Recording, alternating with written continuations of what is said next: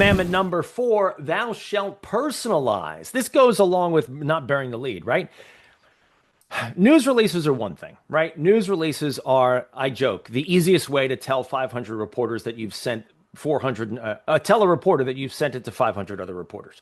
That's the nature of news releases. And it's okay. News releases have their purpose, they have their function.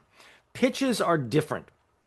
Pitches are a single email to a single reporter. Now, you might send that same pitch to multiple reporters, and that is okay, but you still need to personalize that pitch to each reporter.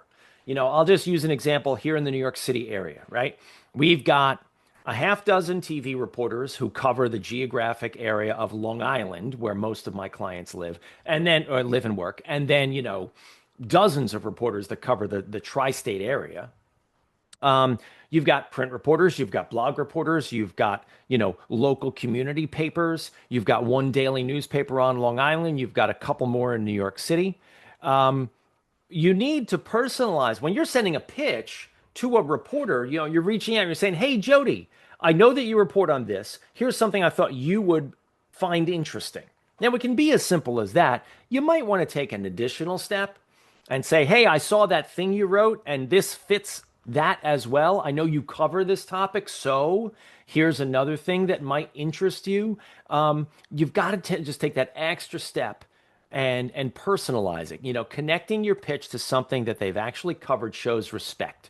It shows effort on your part, and it dramatically increases your chances of getting a response.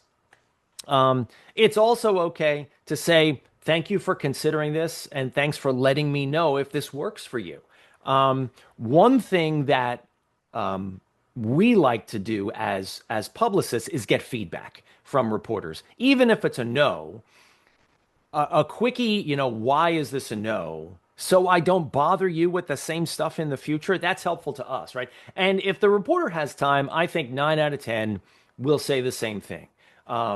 It's rare that you get the please take me off your email list response from a reporter. Frankly, those are people. I've never gotten an email like that from someone at the New York Times or the Wall Street Journal or name your daily newspaper. You always get those emails from reporters at like little tiny outlets. And I think those people probably just think they're a little too important.